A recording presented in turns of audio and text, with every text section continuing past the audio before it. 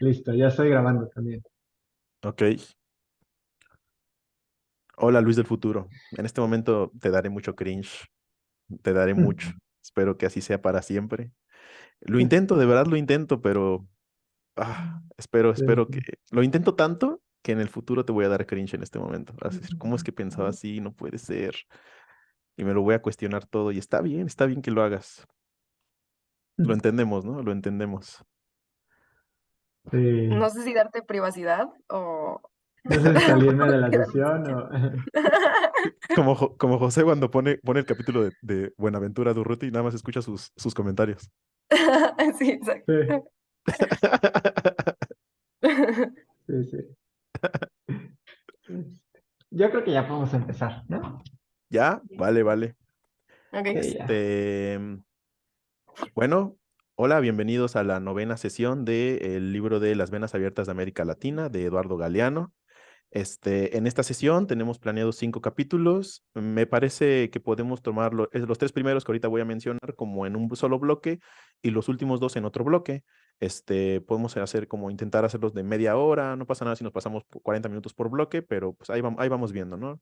Este, entonces, pues voy a empezar mencionando el primer capítulo, luego en mi primer capítulo un poco de lo que vamos a ver en ese capítulo, luego el segundo, un poco de lo que se vería en ese segundo, en el tercero, un poco de lo que se vería en ese tercero, y me gustaría introducir con una cita del primer capítulo, ¿vale? Y así para que para dar la palabra, ¿no? Entonces, el primer capítulo que vamos a ver en esa sesión se llama El bombardeo del Fondo Monetario Internacional facilita el desembarco de los conquistadores.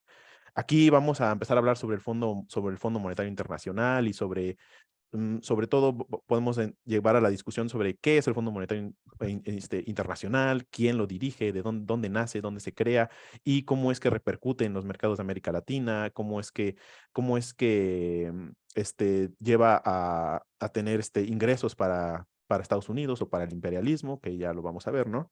Este, el segundo capítulo que vamos a ver hoy se llama Los Estados Unidos cuidan su ahorro interno, pero disponen del ajeno, la invasión de los bancos. Aquí vamos a ver vamos a empezar a ver cómo se da un brote de los bancos, sobre todo en los momentos del 64 al 67, cómo surge, su aumento es exponencial y cómo los bancos gringos van comprando a los de América Latina, ¿no? Y se van aumentando sus filiales, sus sucursales y cómo se van generando estas líneas de crédito externo. Podemos hablar sobre el crédito externo, sobre las inversiones, sobre cómo va cambiando el capital de manos. Y el tercer capítulo de este bloque es Un imperio que importa capitales. Aquí este título ya es más atractivo. Aquí vamos a ver cómo se da esto de que, de hecho, me interesa la parte en la que antes, durante todo el libro, estuvimos viendo cómo desde la conquista, cómo otros países externos, países ajenos a América Latina, tomaban recursos, ya eran recursos naturales, sobre todo como cobre, plata, luego el cacao, el azúcar, todo este tipo de situaciones. En algún momento fueron también las industrias, fue la venta de maquinaria, fue la venta de técnicos, en algún momento fue la venta de servicios públicos y ahora pues es meramente una importación del capital, ¿no? Ahora vamos a hablar directamente de lo que es el dinero, ya sin hacer tanto reflejo sobre qué significa ese dinero, lo cual me parece muy atractivo, ¿no? O sea, ¿qué significa este dinero y cómo empezamos a ya no relacionarlo directamente con los recursos, ¿no? Con los recursos que se tratan y empezamos a ver nada más cifras de dinero y eso es lo que empresas se van a dedicar a esto. Por eso vamos a hablar del Fondo Monetario Internacional, de los bancos, y de diferentes organizaciones que empiezan a agregar diferentes cifras para indicar palabras como progreso, como desarrollo y todas esas cosas que hoy en día también nos impactan mucho, ¿no? Entonces, empezando con el primer capítulo, me gustaría leer una cita que creo que da una gran introducción a estos 3 capítulos. Este, es un poco larga, pero me gustaría comentarla, ¿no? Esto es del primer capítulo y habla sobre las medidas adoptadas bajo el gobierno de Castelo Branco. Esto fue en Brasil. Hubo hubo una instrucción, que es la instrucción 289, esto se dio a principios de 1965, que decía, o que dice, las empresas extranjeras obtenían préstamos fuera de fronteras a un 7 u 8%, con un tipo especial de cambio que el gobierno garantizaba en caso de devaluación del cruceiro, mientras las empresas nacionales debían pagar cerca de un 50% de intereses por los créditos que arduamente conseguían dentro de su país. El inventor de la medida, Roberto Campos, la explicó así. Aquí cito a Roberto Campos. Obviamente el mundo es desigual. Hay quien nace inteligente y hay quien nace tonto. Hay quien nace atleta y hay quien nace tullido. El mundo se compone de pequeñas y grandes empresas. Unos mueren temprano, en el primor de su vida. Otros se arrastran, criminalmente, por una larga existencia inútil. Hay una desigualdad básica fundamental en la naturaleza humana, en la condición de las cosas. A esto no escapa el mecanismo del crédito. Postular que las empresas nacionales deben tener el mismo acceso que las empresas extranjeras al crédito extranjero es simplemente desconocer las realidades básicas de la economía. Fin de la cita. Sigo con Galeano. De acuerdo con los términos de este breve pero jugoso manifiesto capitalista, la ley de la selva es el código que naturalmente rige la vida humana y la injusticia no existe, puesto que lo que conocemos por injusticia no es más que la expresión de la cruel armonía del universo. Los países pobres son pobres porque son pobres. El destino está escrito en los astros y solo nacemos para cumplirlo. Unos condenados a obedecer, otros señalados para mandar. Unos poniendo el cuello y otros poniendo la soga. El autor fue el artífice de la política del Fondo Monetario Internacional en Brasil, que fue Roberto Campos. Con esta cita me agrada, me gusta. Creo que esta cita da una gran introducción a la diferencia de conceptos que estaban manejando, ¿no? Y cómo se empieza a postular estas ideas del Fondo Monetario Internacional. Podemos empezar a hablar, que vamos a hablar en los siguientes capítulos, pero ya podemos ver la idea de los tecnócratas, ¿no? Me gustaría mencionar que Roberto Campos estudió en Estados Unidos y luego fue planificador de la economía en Brasil, ¿no? Y pues con esta introducción me gustaría darles la palabra. José, adelante. Sí, es interesante el perfil precisamente de este Roberto Campos. También en Wikipedia dice que apoyó un golpe de Estado, ¿no? Contra, tengo entendido que es el presidente, ay, ¿dónde lo tengo? Yao Goulart, que me parece que ya hemos leído de él también. Un gobierno un poco más de izquierda que de derecha, mucho menos conservador. Pero a mí lo que me parece más interesante y creo que en lo que yo pongo foco es en esta justificación de la desigualdad, ¿no? Que esta justificación de la desigualdad viene, yo creo que acompañada o se combina muchas veces, no solamente con la justificación por un tema natural, ¿no? Ese es el argumento. También habla, por ejemplo, de la evolución de Darwin, ¿no? Una economía darwiniana donde quien sobrevive es el más fuerte, ¿no? Entonces, si el pobre es pobre, es porque es la especie débil o es la parte de la humanidad que es débil. Si no sobrevive es porque es débil. Y en la naturaleza, así se lleva a cabo, ¿no? Ese es el argumento, ¿no? Entonces, eso por un punto, para que nosotros podamos distinguir por qué, y me parece que es un silogismo un poco tramposo. Y si lo llevamos al punto de la economía, la pregunta sería si la economía sirve al ser humano o si el ser humano sirve a la economía, ¿no? Porque si la economía es algo que nosotros creamos, es un poco ilógico pensar que no somos capaces de replantear la naturaleza de la economía para que tenga un beneficio para la mayor cantidad de la población, ¿no? Entonces, obviamente, quien quiere que el status quo se mantenga, no busca retar este orden natural que tiene la economía actualmente, pero sería este, ingenuo que nosotros pensáramos que esa es la única naturaleza que puede tener la economía, ¿no? y entender la economía como una fuerza de la naturaleza más que una creación del hombre para vivir.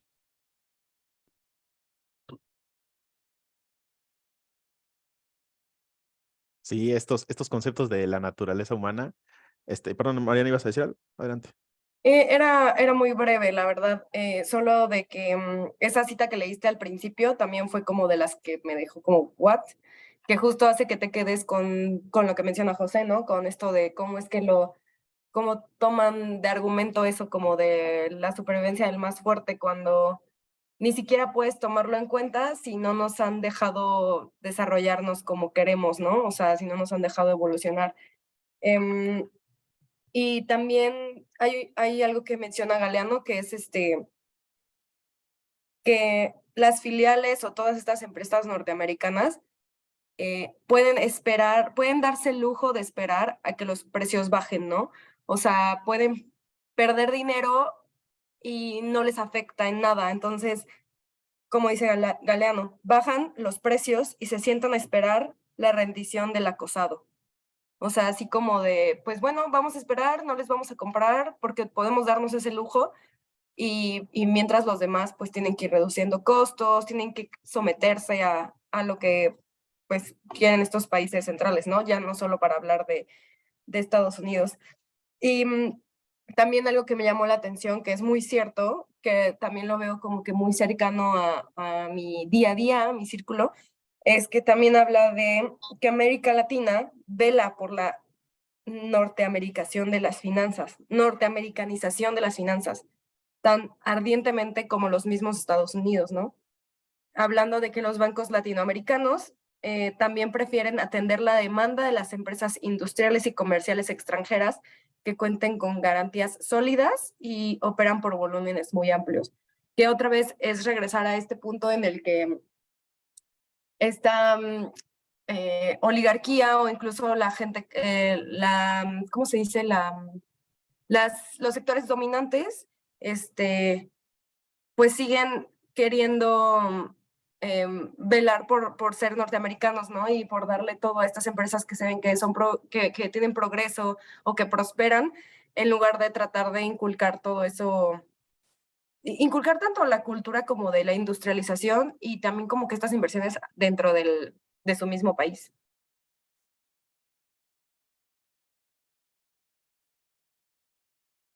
Sí que creo que te refieres a esta parte de la cita, ¿no? Bueno, a esta parte del libro me gustaría citarla porque creo que nos dice mucho. Sí, creo que esta es la parte que mencionas. Como las filiales de las grandes corporaciones multinacionales integran una estructura mundial, pueden darse el lujo de perder dinero durante un año o dos o el tiempo que fuere necesario. Bajan, pues, los precios y se sientan a esperar la rendición del acosado. Los bancos colaboran con el sitio. La empresa nacional no es tan solvente como parecía. Se le niegan víveres. Acorralada, la empresa no tarda en levantar la bandera blanca. El capitalista local se convierte en socio menor o en funcionario de sus vencedores. O conquista la más codiciada de las suertes. Cobra el rescate de sus bienes en acciones de la casa matriz extranjera y termina sus días viviendo gordamente una vida de rentista, ¿no? Que es esto que mencionas de... Sí, dime, adelante. ¿Me escucho? Sí. Sí. Que esto también genera el que, bueno, no genera, también me recordó esta parte que menciona que Estados Unidos abra bancos y abra más filiales, y etc. Sí, bancos sobre todo en México, en Latinoamérica en general, pero, y Aleano hace la pregunta directa, ¿no? ¿Podría un banco latinoamericano instalarse en Nueva York para captar el ahorro nacional de los Estados Unidos? No lo creo, ¿no?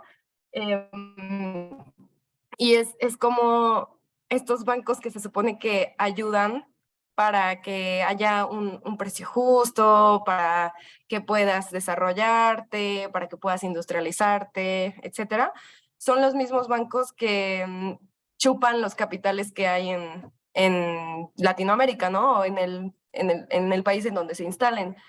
Que esto ya a lo largo de las secciones, de los capítulos, Galeano ya habla de cómo es que los préstamos, los empréstitos, los gravámenes, impuestos, etcétera, que se dan cuenta de cuántos términos hay para todo esto que es básicamente un saqueo, ¿saben? Un imperialismo. Ajá, bueno, Galeano nos narra a lo largo de todas estas secciones cómo es que estos bancos, nacidos en Estados Unidos, crecidos en Estados Unidos, etcétera, coordinados por Estados Unidos, están dentro de América Latina y, y el dinero que tienen es norteamericano, ¿no? O sea, bueno, termina siendo norteamericano, termina en su poder.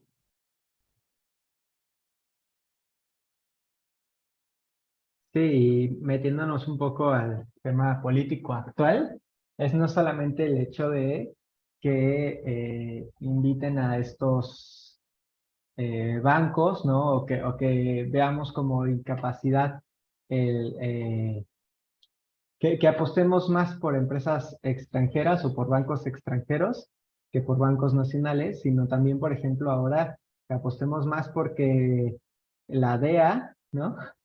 Puede velar más por los intereses y por la seguridad del mexicano que el propio mexicano, ¿no? Y los patrones se repiten, yo creo, ¿no? Entonces, es importante. A veces, la verdad es que puede ser bastante más complicado que eso. Por ejemplo, en el tema del Tratado de Libre Comercio, cuando estaba reeditando el video de la sesión pasada, ¿no? Isabel había mencionado algo sobre el Tratado de Libre Comercio y me puse a investigar o sea, era un video de 2 horas, me eché como 1 hora y está bastante denso porque son varios temas y varios artículos específicos del tratado, ¿no?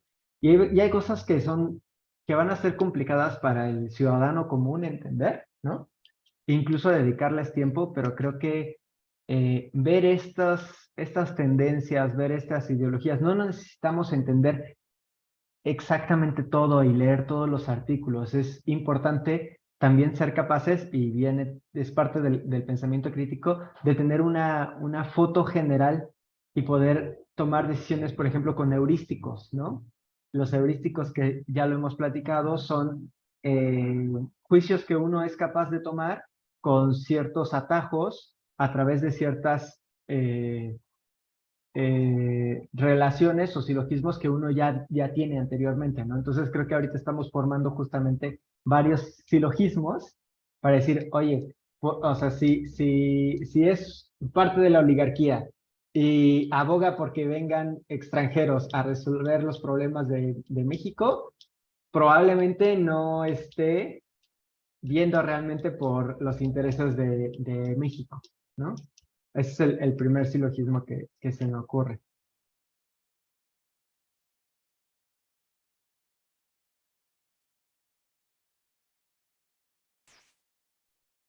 Sí, y también, o sea, como reforzando los puntos que ya dijeron, sobre todo Mariana, el tema de que los bancos pues tenían recursos latinoamericanos que eran invertidos en Estados Unidos y en empresas norteamericanas, como lo que decía, ¿no? El 95.7% de los fondos requeridos por las empresas norteamericanas para su funcionamiento en América Latina provenían de fuentes latinoamericanas.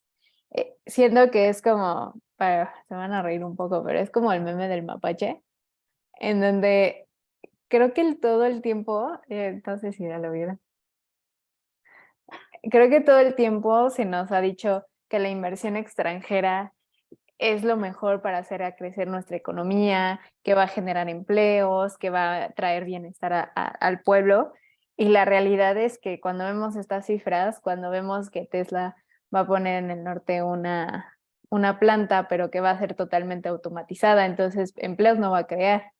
Y creo que empiezan a surgir este tipo de cuestionamientos de para quién realmente es el beneficio de tener estas corporaciones transnacionales en nuestro territorio.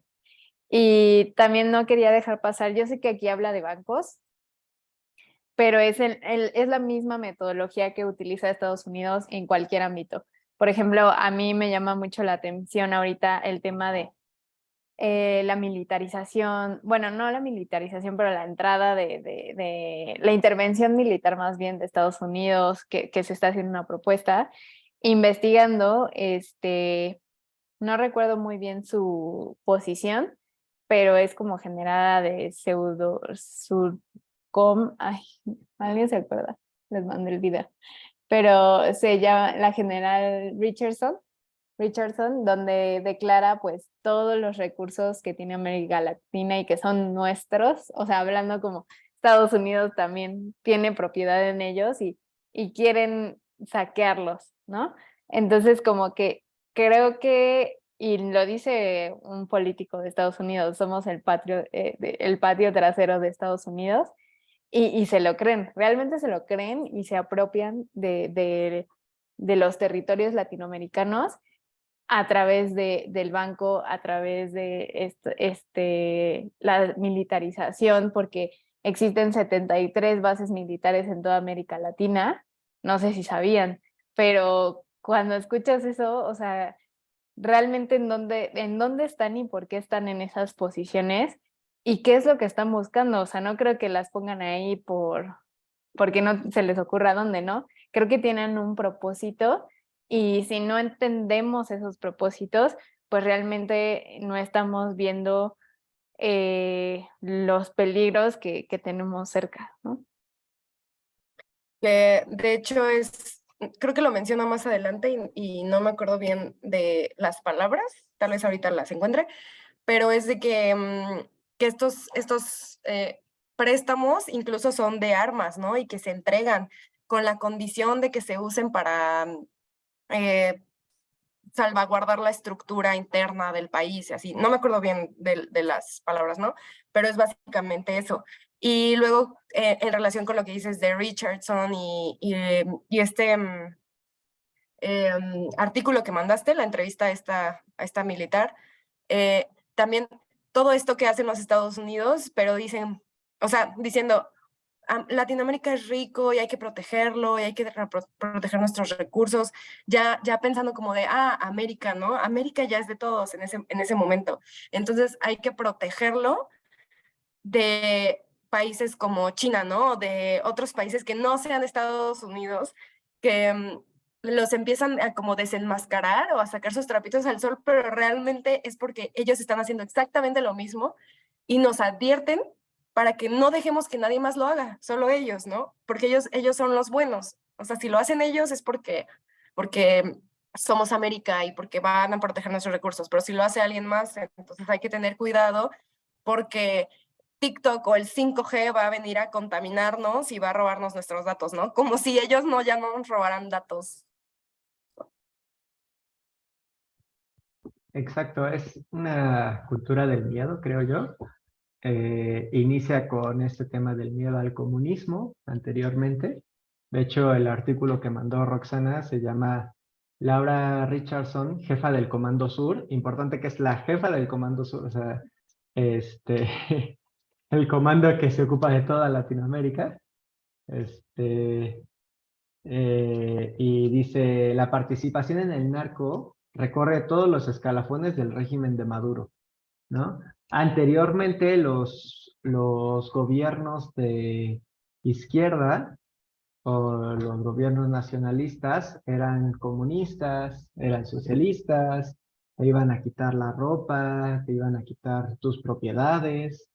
Ahora parece que el estandarte es pues el narco, ¿no? Estoy seguro que por lo menos en Estados Unidos la gente ya ha de estar bombardeada con los horrores del narco y van a comenzar a tener miedo y a generar contenido y probablemente comencemos a ver más series o más, pues sí, no sé, contenido multimedia o de streaming sobre el miedo, sobre lo malo que son los narcotráficos, los narcotraficantes, sobre cómo debemos de pedir ayuda a todos, cómo Latinoamérica es incapaz de hacerles frente, cómo llega Estados Unidos a resolver el problema.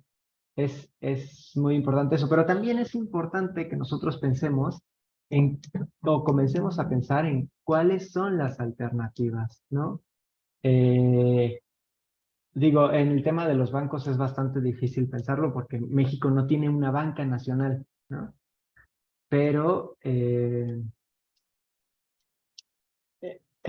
estaba pensando precisamente en cuáles son las alternativas y creo que deberíamos eventualmente leer sobre temas de boicot, temas de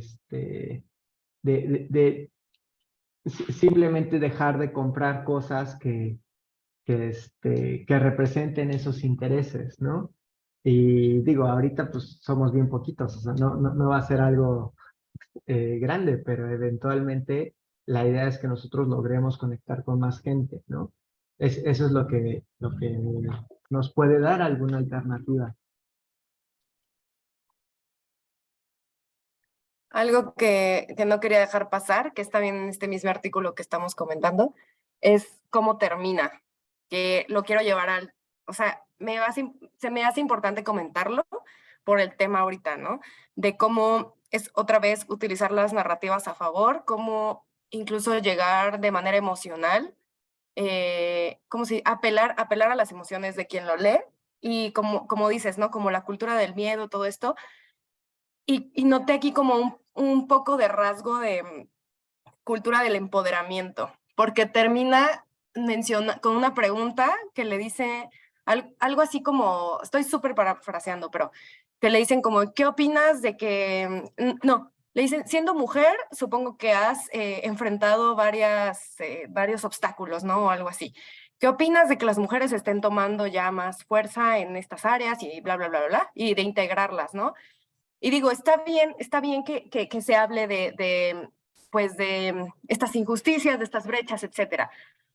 Pero tomando en cuenta de lo que se está hablando en el artículo, tomando en cuenta de quién es la que está hablando, de lo que representa, terminar así la entrevista diciendo, estoy muy orgullosa de las mujeres y todo lo que estamos haciendo es para que más mujeres se unan, es como de darse cuenta de cómo es que usan todos esos términos, todas estas luchas que se están tratando de hacer por beneficios sociales, cómo los toman para poder beneficiarse a Estados Unidos, ¿no? Como para decir, soy militar, pero soy mujer y voy a hacer lo mejor por el país y por Latinoamérica, ¿no? Se me hizo muy importante porque es otra vez siempre estar con la mira en la narrativa y de quién es el que está en el poder de esta narrativa. Porque también si lo notan, si es que llegan a leer el artículo, que se los vamos a dejar en la descripción, hace muchas preguntas como sabiendo que es a favor de Estados Unidos, o sea, sabiendo que Estados Unidos ya tiene preparadas sus respuestas y tirándole a países o a otras industrias que dices, bueno, ¿por qué estás tirándole tanta mierda a estos países? Y no mejor interrogas a Estados Unidos, ¿no? ¿Por qué no mejor le haces preguntas más fuertes, más directas? Y es otra vez tener el ojo en la mira en de quién está haciendo estas preguntas, quién está haciendo esta entrevista, ¿no? ¿Quién está en poder de la narrativa? Y pues nada más, ¿no? Como comunicóloga quería dejar esta semillita de siempre prestar atención a eso, ¿no? Y como esto eh, refleja cuáles son las verdaderas intenciones si nos inmiscuimos más y lo analizamos más. Bueno, yo quería comentar, bueno, referente a lo que dice Mariana, pues yo creo que hay muchas mujeres que nos pueden servir de ejemplo, ¿no? Y definitivamente tenemos que ver de dónde viene. Como indicaba José, ¿no? Del mando sur.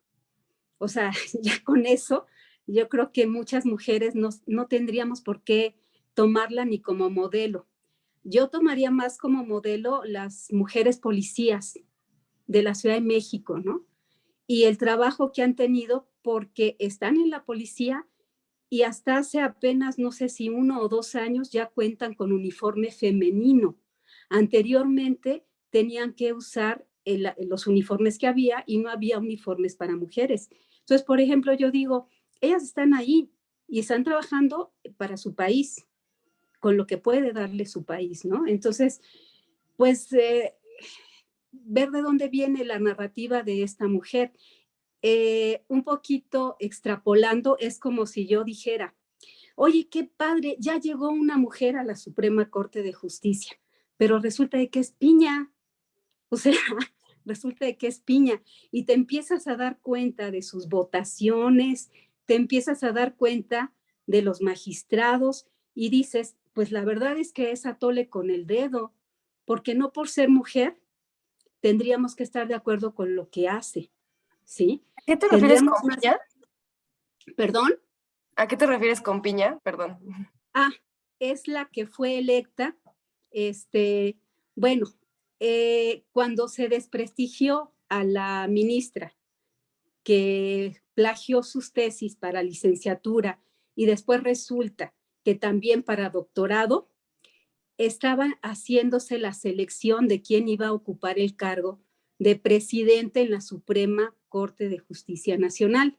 Entonces, con ese desprestigio queda descartada la ministra Esquivel. Me parece ser que en esa elección quien se votó por Piña, una mujer, porque creo que era peor que quedara Ortiz Mena, que era como el favorito. Pero finalmente Piña, pues ya se está viendo qué fue lo que ha hecho. Digo, no sé si sepan, pero liberó los recursos de la esposa de García Luna en el mismo instante que se dio el dictamen. Uh-huh. Descongelaron las cuentas. Descongelaron las cuentas de la esposa de García Luna, a pesar de que en Florida hay una demanda contra ella. Entonces digo yo, pues se hizo bajo la presidencia de esta ministra Piña. Se liberó a Rosario Robles. Se liberó también a Cabeza de Vaca. ¿Sí? Entonces digo yo, vamos a tomar a esas mujeres. No, yo creo que es bien importante lo que dices, Mariana. ¿Desde dónde viene? Porque no por ser mujer yo voy a decir, híjole, voy a ser sorora, voy a ser solidaria. No, voy a cuestionar y voy a ver cuáles son las mujeres que sí hacen honor al ocupar un cargo, ¿sí?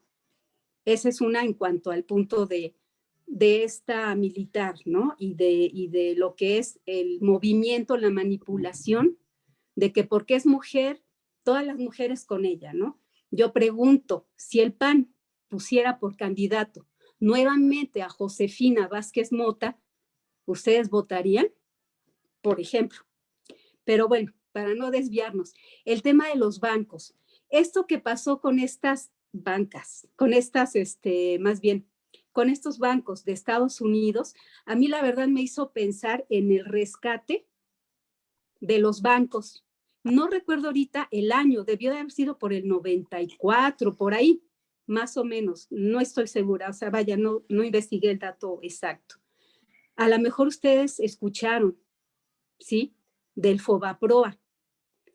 Bueno, Estados Unidos actuó inmediatamente para responder a los que se vieron afectados por estas dos, pues, bancarrotas, digámoslo así, no sé si es el término correcto, pero de estos dos bancos. Y lo hicieron para que no se contagiaran los demás. Parece que ya por ahí viene un tercero, ¿no?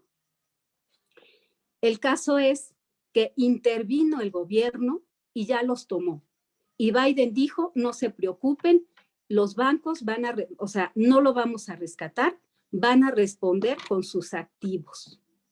Y yo digo, es terrible ver que eso sucede en Estados Unidos y aquí en México, ¿qué pasó? El pueblo rescató a los bancos, pero no a todos por igual. El rescate fue a los banqueros, ¿sí? Porque a la gente no le benefició nada. A la gente le estaban proponiendo reestructuraciones de sus créditos, ¿sí? De una forma muy ilegal, porque finalmente se supone que en un crédito te cobran intereses sobre el capital. No puedes cobrar intereses sobre intereses. Y mucha gente que se vio afectada por el problema financiero del Fobaproa, sucedió que sus créditos hipotecarios que se hicieron impagables, al caer en morosidad, les ofrecían un refinanciamiento. Y entonces lo que ofrecían eran tu deuda, que eran intereses y capital, lo la refinanciamos, pero ahora va a ser en UDIs, ya no en pesos. Pero además, al refinanciar la deuda por completo, era unir intereses y capital, ponerlo como capital de deuda en UDIs ya, y sobre eso pues van los intereses, obviamente. Ajá. Entonces digo yo, esa es la forma en que aquí en México se solía rescatar a los bancos, se solía ver por el ahorro y por los bienes de la población en común. Lo mismo que está decidiendo ahora, ¿no? Descongelar los bienes de la esposa de García Luna, en fin, verlo como un sistema que todavía sigue, ¿no?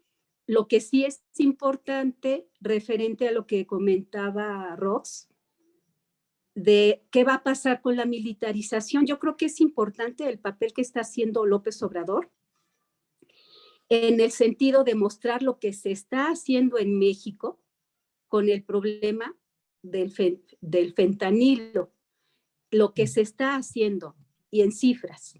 No tengo yo aquí los datos, pero sí ha trabajado bastante en ese rubro. Y yo me preguntaba mucho en el juicio de García Luna, de repente lo acortaron y ya está el veredicto, ¿no? ¿Y qué pasa? Se negó a pasar como al banquillo, o sea, como testigo García Luna, y está en una posición en que no habló mal de Estados Unidos. Se habló, o sea, se habló de toda la podredumbre de México. Y entonces de repente la pregunta es, ¿por qué no se habló de lo que sucede allá? Porque la droga no llegó sola, pasó, entró a Estados Unidos. Pues ahí también deberían, ¿no? Entonces digo yo, hasta ahí llegó el juicio, hasta ahorita, de Genaro Luna. Tengo entendido que sigue todavía, ¿no? Porque falta la sentencia y todo esto. Pero el punto es a servicio de quién está nuevamente la justicia norteamericana. Aquí lo interesante es que se está mostrando lo que está haciendo México y hasta ahorita, pues vienen elecciones en Estados Unidos. También tenemos que contextualizar la gran nota, la gran importancia que ponen a la cuestión del fentanilo, porque pues están con la guerra, está terrible, o sea, la situación en Estados Unidos, ¿sí? Entonces digo yo, hay que ver el momento histórico, el momento que está viviendo Estados Unidos. Ya ahorita salió con que van a ponerse más estrictos y exigir que se respete lo que desde siempre se debió de haber respetado, que es los requisitos para comprar armas. Entonces digo yo, me parece que pues ya hay un cambio a lo que en otro momento hubiera sido. Digo, pues ya tenemos el antecedente de Rápidos y Furiosos, ¿no? Gracias. ¿Por qué pones una... José, ¿gustas decir algo? ¿O pasamos Sí. al siguiente capítulo? Vale, vale. No, nada más. Digo, es que ya estamos tocando los tres títulos combinados y em, con diferentes idas y regresos, pero bueno, iba a responder unas cosas, pero tal vez mejor no las responda. Pues comentar sobre el tema de los mercados, quería leer una cita. Es en el título de La industrialización no altera la organización de la desigualdad en el mercado mundial. Y lo que les voy a leer dice, en enero de 1969, el gobierno de los Estados Unidos dispuso la virtual suspensión de las compras de tomates en México, que dan trabajo a 170,000 campesinos del estado de Sinaloa, hasta que los cultivadores norteamericanos de tomate de Florida consiguieron que los mexicanos aumentasen el precio para evitar la competencia. Pero la más quemante contradicción entre la teoría y la realidad del comercio mundial estalló cuando la guerra del café soluble cobró en 1967 estado público.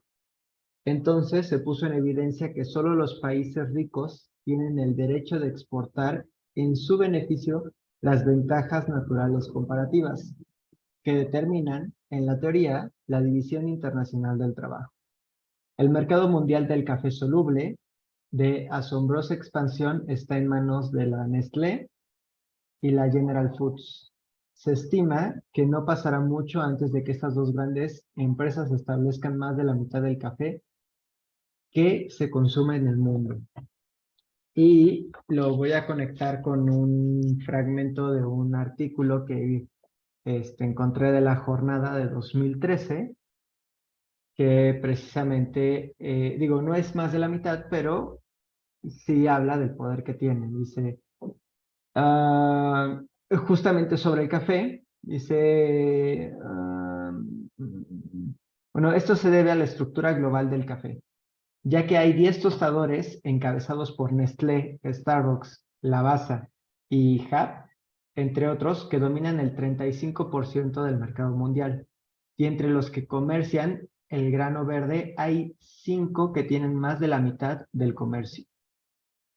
Y bueno, de ahí sigue con algo sobre la baja injustificada de precios, que se conecta justamente con lo que acabamos de leer, ¿no? Estas empresas transnacionales que tienen la capacidad de fijar el precio, muchas veces algunas veces de forma ilegal a través del trust y otras veces de forma legal a través de las cámaras de comercio que tienen apoyo de los intereses internacionales, entiendas intereses internacionales como los intereses de las grandes, de los países primermundistas, ¿no? Ya sea Estados Unidos, Francia, Alemania,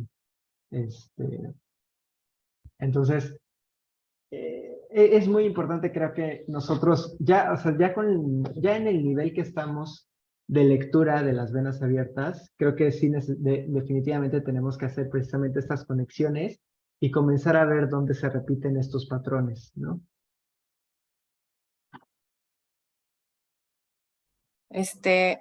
Yo ya no sé cómo hilar los capítulos porque ya se saltó hasta el último, brother, pero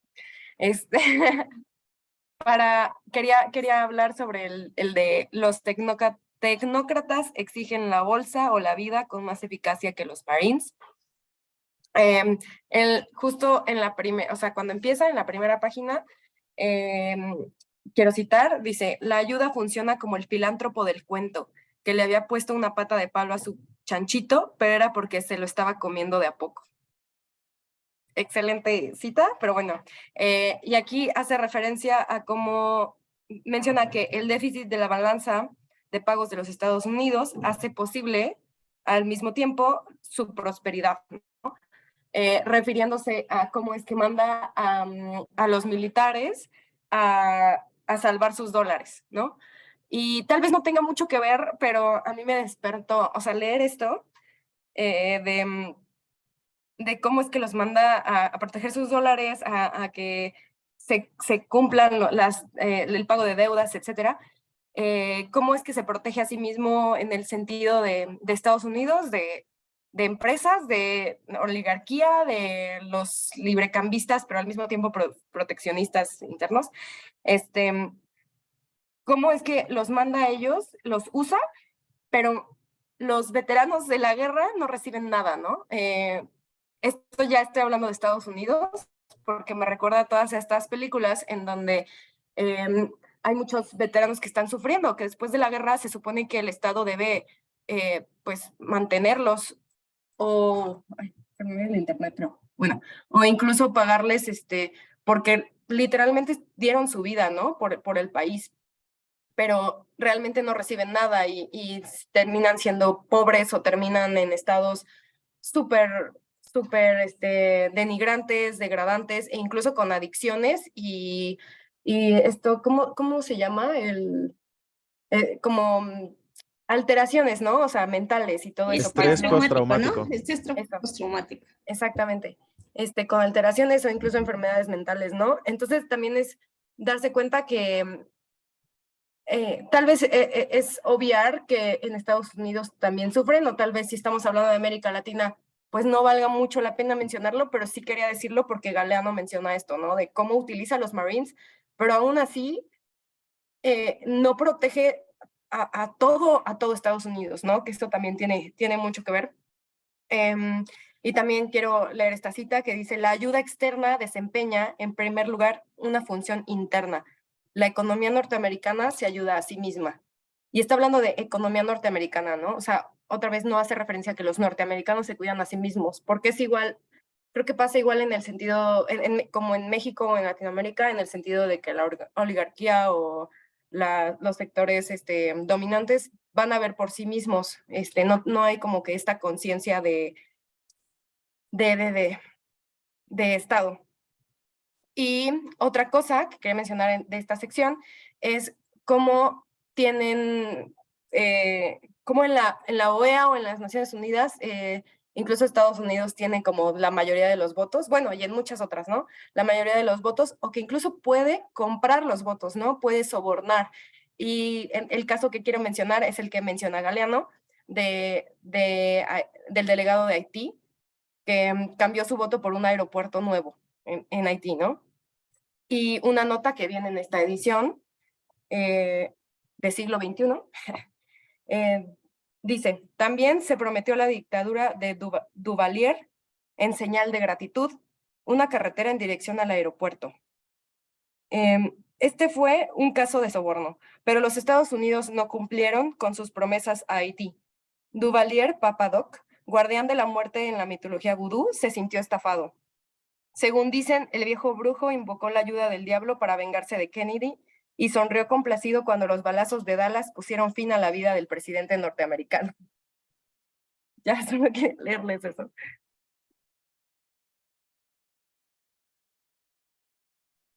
Ana, Isabel, las escuchamos. Ahorita que estaba mencionando Mariana lo de que Estados Unidos tiene la mayoría en cuanto a votos, igual en la lectura dice que no solo, bueno, que esta mayoría también es como se debe a porque o sea, el voto depende de la aportación del capital que tiene cada socio, ¿no? Entonces, lógicamente, Estados Unidos tiene una aportación mayor, ¿no? Entonces, los países latinos decía que en conjunto creo que no juntaban, creo, ni la tercera parte de como de los votos, ¿no? Y esto pues es como irreal que el voto dependa de la aportación porque no se está considerando el tamaño de las economías, ¿no? O sea, no puedes considerar una economía como es la de Estados Unidos con una como cualquier país de Latinoamérica. Y bueno, yo nada más hay una parte en la que hablan sobre que estos préstamos son tan condicionados que incluso pueden interferir en la política educativa y de un país. Y creo que eso es importante porque tal vez es, pues es la respuesta de por qué en México los planes de estudio tienen son de carácter tan neoliberal y en muchas facultades, o bueno, por lo menos tal vez yo que estudié economía, sí se revisan diferentes corrientes, pero desde el inicio de que te lo enseñan, ya se enseña con una crítica o se enseña desde una crítica, ¿no? Entonces, siempre o sea, como que se ha visto mal el socialismo porque siempre se ha criticado al lado o sea, como que ya después de que analizas todo esto, te das cuenta del por qué los libros de texto o por qué siempre la educación, y bueno, en especial la superior, porque a Cuba, Rusia y estos países que son de como la oposición, siempre se les ha criticado y no se ha estudiado más allá sus modelos, ¿no? Porque simplemente se dicen así de no funcionaron porque la gente se muere de hambre o lo que sea, ¿no? O porque no hay, se oprimen las libertades de los individuos y así, ¿no? Y entonces, sí siento que por eso, me parece, no sé si fue en México, sí, creo que sí, uno de los préstamos, de los recientes préstamos que tuvo México con el Fondo Monetario estuvo condicionado a una política educativa profunda y esto tenía que ver con o sea, pues justo con esto, con como, bueno, yo supongo que no están buscando como de planes educativos más enfocados como al desarrollo económico, sino más allá siento que al crecimiento, como que en realidad sí, pues no sé, como que sí, como que quieren hacer como una copia de lo que se enseña en Estados Unidos, pero en México y pues eso no funciona porque no somos Estados Unidos, ¿no? Y, ¿qué más quería decir? Justo igual esto de los préstamos, que incluso decía en la lectura que estos préstamos han ayudado a que las exportaciones de Estados Unidos incrementen y que sean como cada vez se aseguren más, porque creo que o bueno, algo así yo entendí, de que cuando le prestaban a un país, eh, se determinaban las condiciones de precio y entonces como que al final salía perdiendo porque decía que era como comprar más caro, porque seguramente en el mercado podías encontrarlo mucho más barato, pero como ya te prestó, le tenías que comprar a él, ¿no? O no podías exportar ciertos productos a su mercado y así. Y bueno, ya esa era mi opinión. A mí me llamó la atención el capítulo que dice que Estados Unidos cuida su ahorro interno, pero dispone del ajeno, donde dice que pareciera que es en los años 60, en que el ahorro local en Estados Unidos es ineficiente como resultado del crónico déficit de balanza de pagos y deterioro del dólar como moneda de cambio mundial. Dice que para corregir este problema que tiene Estados Unidos, pues decide o lo soluciona desviando los recursos monetarios nacionales de América Latina hacia las filiales imperialistas de Estados Unidos, que trajeron como consecuencia, que esta situación trajo como consecuencia la invasión de bancos de Estados Unidos en América Latina, que ocasionó el desvío del ahorro latinoamericano hacia empresas norteamericanas que operan en la región, dejando morir a las empresas nacionales. O sea, ¿cómo invaden los bancos americanos, pues todo Latinoamérica? Y pues no me imaginé el impacto que tiene, pues llevarse todo el ahorro de Latinoamérica hacia Estados Unidos, ¿no? O sea, yo dije, pues son bancos, pues es un negocio que están poniendo en América Latina, ¿cuál es el problema? Sin ver que pues se llevan todos los ahorros y pues las empresas nacionales pues no tienen forma de adquirir un préstamo porque no hay dinero acá, ¿no? Y bueno, también, bueno, hay una parte en la que menciona, creo que es como lo que está pasando hoy en día, lo de que menciona que justo estas empresas que llegan a apropiarse de los capitales nacionales, no solo no se tienen que preocupar por como la inversión que tienen que hacer al instalarse, porque esa inversión ya se la asegura el gobierno, o sea, le dice, yo te doy el terreno en el que estás, te voy a dar unas concesiones, pues no sé, de algunos impuestos. Entonces decía que al final, o sea, de cuentas, incluso como las reinversiones, que son las como, creo que sí decía, la reinversión de estas empresas se va casi en su totalidad o sea, afuera y bueno, creo que ya.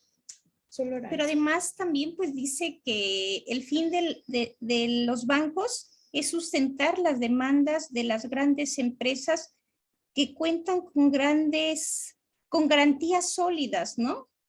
Y son empresas pues transnacionales, o sea, lo único que les interesa es tener recursos para poder prestar a estos monstruos de compañías, ¿no?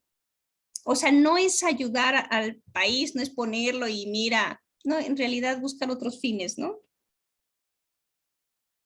Y yo solo quiero decir un comentario como como de la vida ya, o sea, de hoy en día, cuando vemos estos bancos que se dedican como a dar más apoyos, bueno, o sea, tipo, no sé, Banco Pel o Banco Azteca o así, la verdad es que yo desde mi lado, como que yo los juzgaba y decía, ay, no, seguro nadie paga, luego por eso terminamos como con el tipo Fobapro, así de que un buen o sea, porque la mayoría de sus préstamos, las tasas son tan altas porque ya se sabe que están dirigidos a ciertos sectores donde el riesgo de que no te paguen es muy alto, o sea, no por nada Banco Azteca cobra una de las tasas más altas de interés, ¿no? Entonces, pero como que uno lo critica, pero a la vez dices, sí, estos bancos que son nacionales, sí prestan muy caro, pero si no, ¿quién les prestaría a esas personas que no tienen como, bueno, que un banco, no sea un banco normal o un banco de a lo mejor más renombre, no les va a querer prestar, ni siquiera les va a querer prestar caro, o sea, simplemente no les va a querer prestar y entonces regresamos como a esos, pues no sé cómo se les llama, pero prestamistas de que esas personas sí que se aprovechan de las personas con necesidad, ¿no? Entonces, pues yo no sé qué está peor, pero bancos extranjeros que se apropien del ahorro nacional o bancos nacionales que se apropien del ahorro nacional, pero pues al menos se queda aquí, ¿no? No, se queda aquí y al menos, o bueno, punto que no se queda aquí, pero al menos les dan esa oportunidad del crédito, ¿no? Porque hoy en día mucha gente o el consumo, o sí, la mayor parte del consumo se financia por crédito, ¿no? Nadie tiene, o la mayoría de las personas en México no tienen al mes para comprar una televisión al contado, ¿no? Se financian con crédito y sin esto, pues la calidad de vida de las personas sería mucho peor, ¿no? Pero pues igual hay que ver cómo al final qué pasa con todos estos préstamos que no se pagan, porque alguien los tiene que pagar, ¿no? ¿Y quién los termina pagando? Uf, pues son Eh, muchos temas que abren. Bueno, adelante, adelante, Isabel. No, Perdón, también Ana, me te escucho. llamó tanto la atención que pues esa desviación del ahorro nacional pues descapitaliza al país y esto lo lleva a los préstamos, ¿no? A ir a pedir préstamos y que es un círculo vicioso de que pides un préstamo, no lo puedes pagar y para poderlo pagar pues pides otro préstamo y es algo que nunca podemos salir de ahí, ¿no? Sí, sí. A mí me gustaría ver esta relación. Siempre me ha interesado mucho la relación que tiene la economía con la ecología. Cómo, porque pienso, justamente iba a ser la comparación entre los bancos nacionales, entre los bancos no nacionales, entre los bancos en general, sobre todo los grandes bancos y Coppel, Electra y todo este tipo de instituciones en los que prestan a altas a los intereses, ¿no? Estaba pensando, bueno, ¿quiénes son los clientes? ¿Quiénes son verdaderamente los clientes de los grandes bancos? Y son esos clientes son las multinacionales. ¿Quiénes son los verdaderos clientes de Electra y de Coppel? Son las fábricas que hacen motos, son las fábricas que venden teléfonos, son las fábricas que venden televisiones. No son aquellos que van a pedir su préstamo o que van a pedir intereses. Ellos nada más son emergencia del sistema económico. Por eso lo comparo con la ecología. En la ecología hay emergencia de especies, emergencia de individuos, emergencia que emergen dentro del sistema, ¿no? Este sistema económico, ¿qué es lo que genera? Que emerjan los bancos así, que emerjan los Coppel, que emerjan los Electras, que emerjan las tasas de intereses y pues no queda de otra, ¿no? Dicen, pensamos en estas personas que no pueden comprar su televisión y de contado, pero les dan estas altas que terminan pagándola 3 veces o 2 veces su precio, ¿no? Y resulta Galeano en esos capítulos que vimos nos da datos de cómo ellos piden 100 millones y les dan 70 y terminan pagando 120 millones o algo, creo que eran así los datos. Y debido a los intereses, habla también de la trampa mortal, que es el cambio del dinero, que es el cambio al dólar, también habla de la diferencia de salarios por mano de obra, y juntando todo esto, pues es una trampa mortal, ¿no? ¿Dónde está ese libre mercado? ¿Dónde está la libertad de oferta, la libertad de demanda cuando están estos condicionantes que ya mencionaron? Si va a venir el banco o el Fondo Monetario Internacional y te va a decir, ok, te presto dinero, te damos créditos, voy a dejar que ellos te presten dinero, pero tienes que seguir estas reglas, tienes que seguir estos condicionantes, tienes que aceptar los trueques tienes que venderme a mí Estados Unidos, tienes que comprarme a mí, solamente a mí, sí, cuesta el doble de dinero, pero solamente me puedes comprar a mí, porque de lo contrario no me vas a poder dar el crédito, solamente vas a poder comprar mi moto, no vas a poder comprar otra moto. Sí, es una moto que te va a salir el doble de cara, no es la mejor moto, pero solamente yo te voy a dar el crédito para comprarte esa moto. Entonces, de esta forma, son emergencias dentro del sistema, dentro de la misma estructura. Entonces, ¿quiénes son esos clientes de los grandes bancos? Las multinacionales. Y de esas multinacionales, al final, ¿a dónde va el dinero? Va el dinero al imperialismo, ¿no? Por eso pone Galeano el título del libro como un imperio que importa capitales, ¿no? Antes importaban oro, antes importaban cacao, ahora importan capital, tal cual. Ya desvirtuamos de dónde viene ese capital, ya no nos importa, aquí lo que nos importa es el capital, porque ese capital nos va a permitir comprar lo que sea. Y la importancia es quién tiene el mercado, ¿no? ¿Quién es aquel que está haciendo el comercio? Hoy en día, pues ya hay otras potencias. Hoy tendremos que hacer un nuevo Venas Abiertas, porque ya está China, ya está tomando este lugar de amplio comercio, y a Estados Unidos le preocupa mucho, ¿no? Y con toda razón. Voy a hacer injerencia en el título del libro, que se llama Las Venas Abiertas de América Latina, y vemos estas venas abiertas desde que llega la conquista, desde cómo se hacen, como si fueran rutas de la seda, pues hacen rutas del cacao, rutas del azúcar, rutas del oro, rutas del cobre, rutas de todos los recursos. Y Galeano se enfoca en qué pasa en esas rutas, qué pasa cuando hacen una brecha sobre el Amazonas, qué pasa cuando llegan a Potosí, qué pasa con esas ciudades que se arman en Guanajuato, que se arman en Zacatecas, qué pasa con esas empresas de cintas adhesivas que están en Brasil, qué pasa con esos plantadores de café que llega, ya habló José de ello, la Nestlé, la General Food, y que se apropian del mercado a formas, como digamos, diría inmorales, pero no hay ni moralidad, ¿no? En el capital no hay moralidad, son amorales. De aquellas de los automóviles. Entonces podemos hablar de todas estas formas en las que llega esta ventaja que tienen las grandes economías para hacer uso del libre mercado. Por eso les conviene pregonar por el libre mercado, ¿no? Me gusta. Entonces, estas venas abiertas que se mantienen hoy en día cuando los que te dan créditos para que hagas carreteras, lo menciona Galeano, para que hagas carreteras, para que hagas vías de comunicación, carreteras y fuentes de energía, ¿no? ¿Para qué? Para que mis empresas para que mis industrias puedan generar más producto, para que vayan, en las carreteras necesitamos para que vayan de la zona donde están los recursos a la industria, y de la industria a los puertos, y de los puertos a las casas de los europeos, de los estadounidenses, o a las casas de quien pueda comprar, porque aquí ya no es aquí el que tenga el dinero, no importa quién sea, no sea humano, sea de otro planeta, lo que importa es que tenga dinero, eso es lo importante. Entonces, esas son estas venas abiertas que se mantienen, ¿no? ¿Y por qué abiertas? Porque sueltan sangre, porque la derraman, porque generan moretones, y el moretón se seca, y con ello se seca todo lo que está alrededor, ¿no? Y me interesa mucho lo de la educación. Qué bueno que lo toman a la conversación. Yo también estaba pensando mucho en eso, donde solamente estoy pensando en el hecho de que no queremos invertir en la educación, pero nos ponen la idea del crédito. Nos dicen, sí, te voy a dar la educación, pero vas a tener para que te dé la educación, dime en qué universidad. ¿Cómo que tu universidad no tiene los certificados internacionales, que estos certificados te dicen que tienes que tener este plan de estudios y de esta forma tengas que hacerlo, y bla, bla, bla? Estoy pensando en que estamos comprándoles los misioneros que nos van a venir a dar nuestro catecismo, ¿no?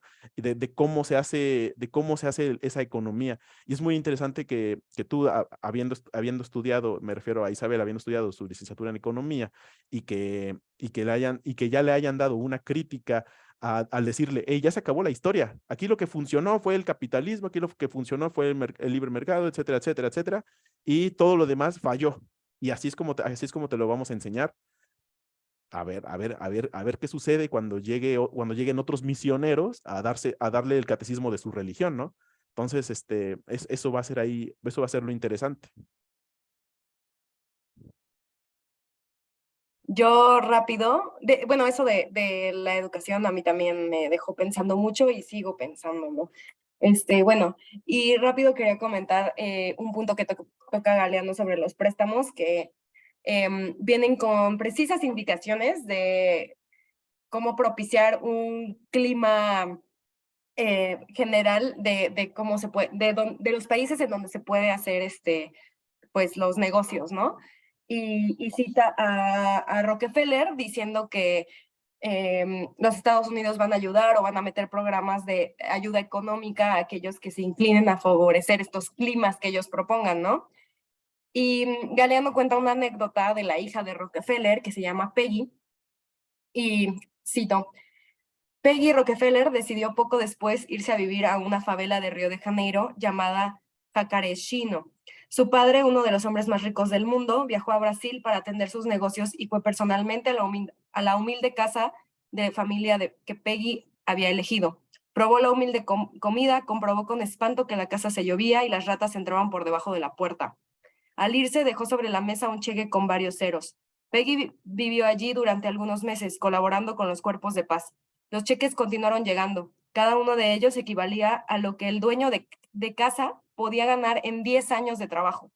Cuando Peggy finalmente se fue, la casa y la familia de Jacareshino se habían transformado. Nunca la favela había conocido tanta opulencia.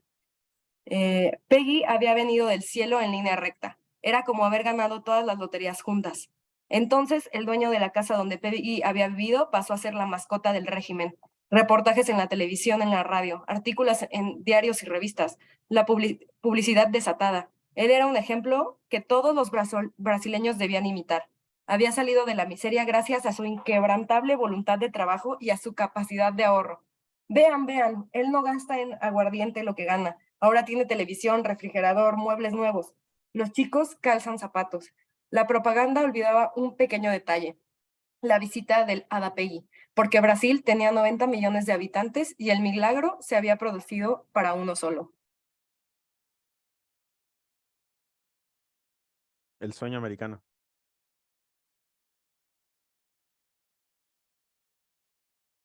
No encuentro aquí el emoji de... Ah, aquí está.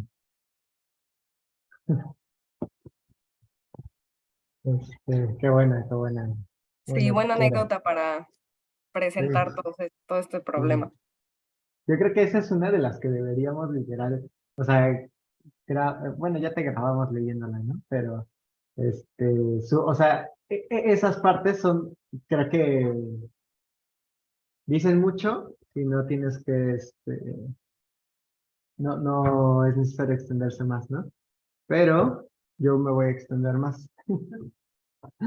Este, Referente a todo lo que se mencionó, y perdón que sea, esta sesión fue un poco ecléctica porque no tuvo mucho orden, pero pues en aras de seguir con el desorden, voy a leer algo. La Organización de los Estados Unidos ha hecho una reveladora estimación de la magnitud de la ayuda real que América Latina recibe. Una vez separada la paja del grano, se llega a la conclusión de que apenas el 38% de la ayuda nominal puede considerarse ayuda real. O sea, digamos que pides un préstamo y solamente recibes en efectivo el 38% del préstamo que pediste, ¿no? Los préstamos para industria, minería, comunicaciones y los créditos compensatorios solo constituyen ayuda a una quinta parte del total autorizado. En el caso del Exim Bank, la ayuda viaja de sur a norte. El financiamiento otorgado por el Exim Bank, dice la OEA, en lugar de significar ayuda, implica un costo adicional para la región, en virtud de los sobreprecios de los artículos que los Estados Unidos exportan por su intermedio. ¿Qué quiere decir? Te doy el préstamo, digamos, para una persona, pides el préstamo en Bancomer y Bancomer te dice, ok, pero tu despensa la tienes que comprar en City Club, donde todos los productos cuestan el doble o son mucho más caros, ¿no? Y entonces terminas comiendo con mucho menos terminas teniendo mucho menos dinero, ¿no? Ahora, y obviamente una deuda más grande. América Latina proporciona la mayoría de los recursos ordinarios de capital del Banco Interamericano de Desarrollo, pero los documentos del banco llevan, además de sello propio, el emblema de la Alianza para el Progreso, y los Estados Unidos son el único país que cuenta con poder de veto en su seno. Los votos de los países latinoamericanos proporcionales a su aportación de capital no reúnen los 2/3 de mayoría necesarios para las resoluciones importantes. O sea, eres parte de una asociación, toda Latinoamérica es parte de una asociación donde no tiene ni siquiera toda junta la capacidad de voto que tiene Estados Unidos, ¿no? Claro, pues es su casa, son sus reglas. O más bien es una cosa que ellos crearon, son sus reglas, tontos nosotros por jugar con esa organización, ¿no? Ahora, si bien el poder de veto de los Estados Unidos sobre los préstamos del banco no ha sido usado, la amenaza de la utilización del veto para propósitos políticos ha influido sobre las decisiones. Yo sé que esto ya lo comentamos, pero no lo leímos y siento que es importante como al leerlo, siento que damos contexto a la audiencia, ¿no? Por decirlo de alguna manera. Reconocía Nelson Rockefeller en agosto de 1969 en su célebre informe Nixon, en la mayor parte de los préstamos que concede, el banco impone las mismas condiciones que los organismos abiertamente norteamericanos. La obligación de utilizar los fondos en mercancías de los Estados Unidos y transportar por lo menos la mitad bajo las banderas de las barras y estrellas. Amén de la mención expresa de la Alianza para el Progreso en la publicidad. O sea, que se llaman Banco Interamericano de Desarrollo, pero en realidad es como si fuera el Banco de Estados Unidos, ¿no? O sea, es un poco... Digo, hay que ser tonto también para creerles que es el Banco Interamericano del Desarrollo. El banco determina la política de tarifas y de impuestos de los servicios que toca con su varita de hada buena. Decide en cuánto debe cobrarse el agua y fija los impuestos para el alcantarillado o las viviendas, previa propuesta de los consultores norteamericanos designados con su venia. Aprueba los planos de las obras, redacta las licitaciones, administra los fondos y vigila el cumplimiento. En la tarea de reestructurar la enseñanza, bueno, esto ya se mencionó, ¿ve? La enseñanza superior de la región de acuerdo con las pautas del neocolonialismo cultural. El banco ha desempeñado un fructífero papel. Sus préstamos a las universidades bloquean la posibilidad de modificar, sin su conocimiento y su permiso, las leyes orgánicas o los estatutos, y a la vez imponen determinadas reformas docentes, administrativas y financieras. Bueno, el secretario general de la OEA designa el árbitro en caso de controversia. Aquí es esta autonomía o pues sí, bueno, es que no sé si es autonomía o soberanía de un pueblo, me parece que es bastante entre comillas, ¿no? Porque qué tan soberano puedes ser si no puedes decidir cómo construir tu país, cómo llevarlo, cómo educarlo, qué consumir, ¿no? Entonces, bueno, simplemente quería leer eso y tengo 2 puntos rápidos que los voy a contestar lo más rápido posible. Se mencionó aquí en algún momento el tema del techo de cristal para las mujeres. Les recomiendo ver el video que compartió Rox en el grupo, ¿no? Obviamente lo vamos a poner aquí en el video, porque habla justamente que, o sea, no por ser mujer tienen este techo de cristal, hay veces que ni siquiera existe este techo de cristal, ¿no? Y se toma como si fuera este techo de cristal, o como si hubiera sido un mérito, como el mérito de este brasileño, no me acuerdo el nombre, lo que leyó Mariana. Ahora, Vera comentó sobre que el pueblo, digamos que rescató a la banca, pero no fue en el Fobaproa, pero no fue el pueblo. fue esta pequeña oligarquía que omitió hubo marchas, y es importante que nosotros como mexicanos sepamos quién estuvo en contra del FOBAPROA, ¿no? Pero hubo mucha gente que estuvo en contra del FOBAPROA, ¿no? Entonces, no fue el pueblo el que apoyó el FOBAPROA. Sin embargo, fue el pueblo el que no levantó lo suficientemente fuerte la voz como para que la oligarquía lograra pasar el FOBAPROA. Y otra cosa más, Isa comentó sobre el Banco Azteca. Creo que es muy importante conocer, y de hecho, cuando leí el capítulo o este título, busqué rápidamente qué era esto de, cuál era la definición del concepto de préstamo depredador, ¿no? Y me pareció muy curioso que solamente se encuentran las definiciones en bancos, sí en español, pero que son para hispanohablantes en Estados Unidos.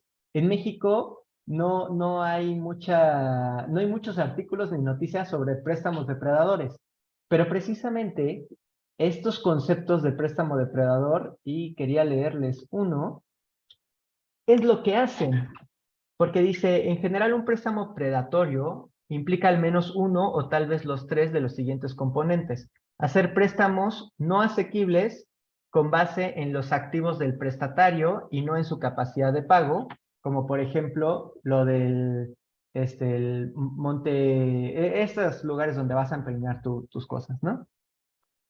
Inducir al prestatario al refinanciamiento repetido de la deuda para cobrar los altos puntos hipotecarios y comisiones cada vez que el préstamo es refinanciado. O, bueno, el tercer punto es cometer fraude o engañar para ocultar la real naturaleza del préstamo a un prestatario incauto o sin experiencia.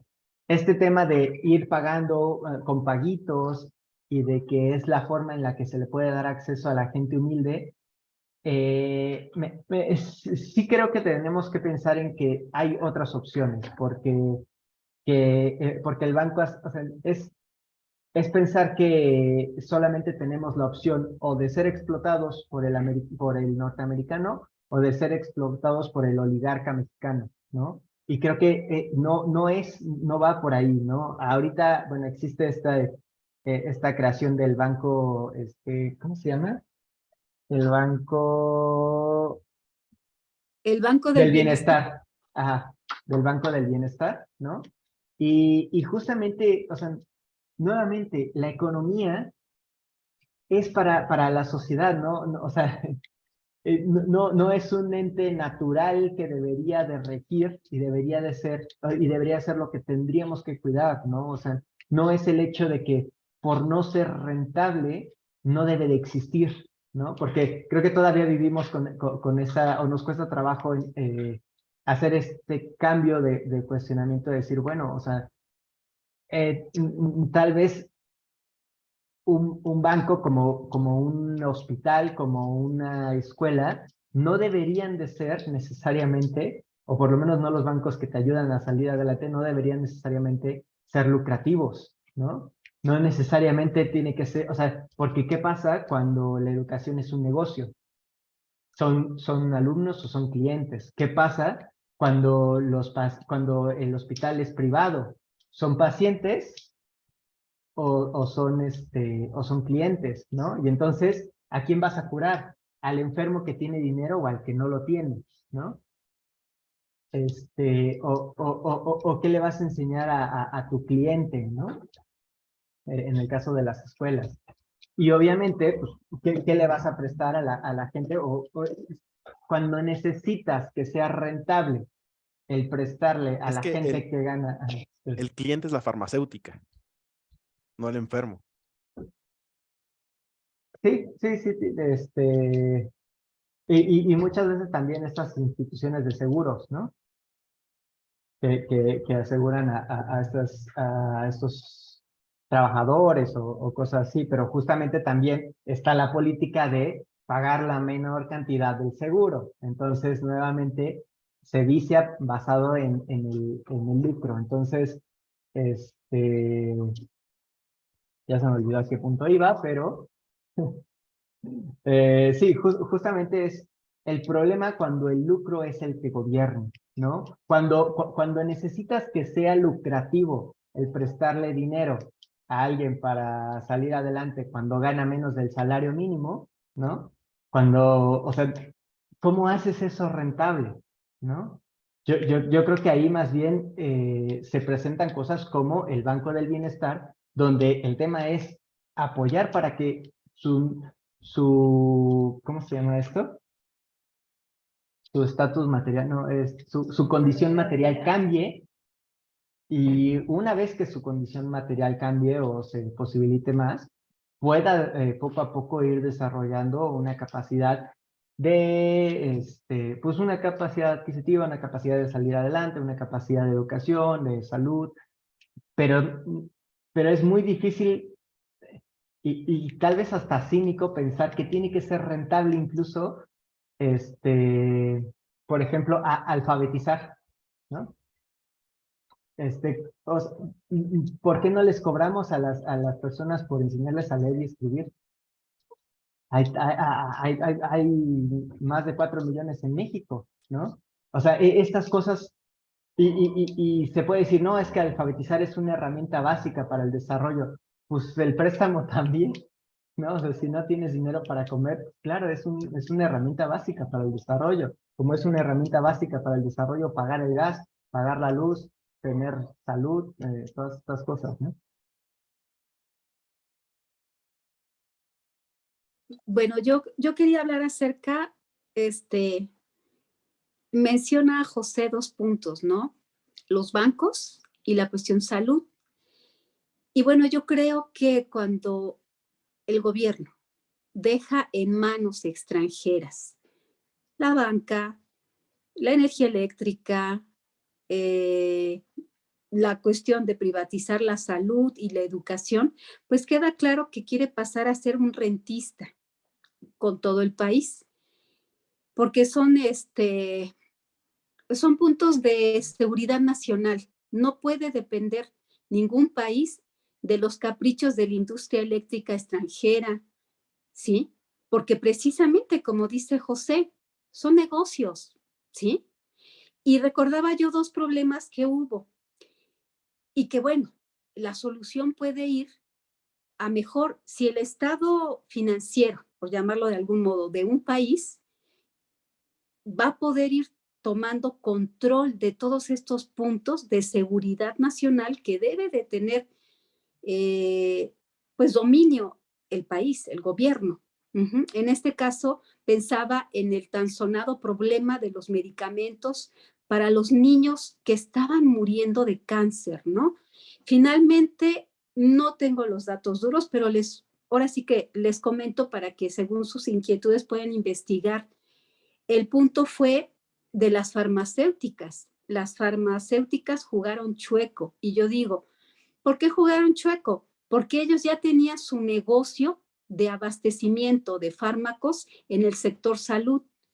Pero a la hora que hay cambios y ya no es con el que quedé de acuerdo y con el que tengo mis beneficios, entonces pues ya puedo yo jugar a que pues ya no te puedo surtir o no ha llegado o en fin, ya sea real o sea ficticio para estas leyes del mercado, ¿no? Finalmente, pues lo primero que resultó fue que pues era decir que inepto es, que no puede manejar esto, que no puede manejar lo otro, ¿no?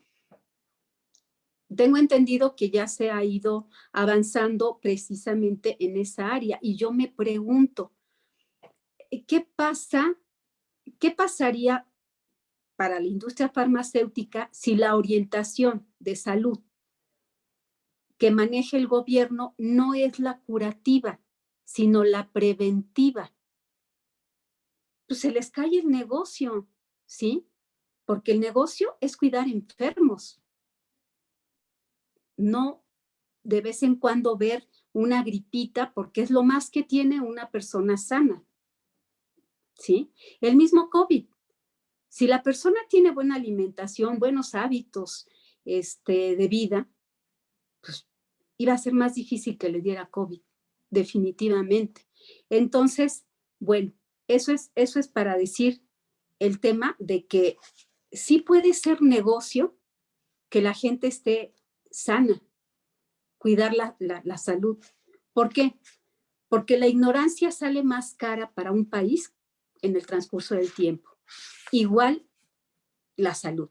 Si tú la orientas, o sea, si continúas la orientación curativa, pues la gente se va a seguir enfermando y el gobierno va a tener que seguir gastando mucho dinero para los enfermos, para los que por la enfermedad hay que pensionar, etcétera, etcétera, ¿no? Y eso va para deterioro del pueblo en general. Y el pueblo en general, el que no puede pagar un seguro de gastos médicos mayores o no tiene trabajo, ¿sí? Entonces, son cosas que tienen que pasar por otro lado, porque la ONU, el Fondo Monetario Internacional, todos sus organismos, pues ya sabemos dónde están y para quién trabajan. Entonces, tiene que ser un trabajo nacional, ¿sí? Ir abonando. Lo del Banco del Bienestar fue por lo mismo. ¿Qué sucede? Los bancos que manejaban este dinero lo empezaron a retardar, lo que se llama jinetear, ¿no? A mí el gobierno me deposita a tiempo, pero pues yo soy lento para poder hacer que llegue. ¿Y qué dijo? Pues no, vamos a hacer un esfuerzo por esto, ¿no? Perdón. Entonces, pues ahí está una solución, ¿no? ¿Y qué pasa si en lugar de invertir en tantas farmacéuticas, invertimos en algo saludable? ¿Qué pasa si en lugar de seguir pagando tantos intereses, motivamos a la población al ahorro? Y al ahorro en esos pequeños bancos, ¿sí? No sé, ¿podría ser redituable? No sé, yo creo que solamente haciendo la prueba, ¿no? Finalmente, tendríamos que ver cómo han salido esos países adelante sin el yugo o a pesar del yugo de los Estados Unidos. Gracias.